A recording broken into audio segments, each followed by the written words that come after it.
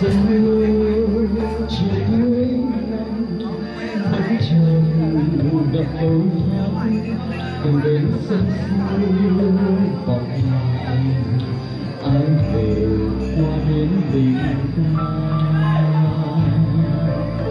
bỗng hương trong nhớ bao kỷ niệm năm tháng gần bên nhau sân trong hương rừng anh về anh đến dòng sông chiều cuối năm vẫn chọn gặp cô đơn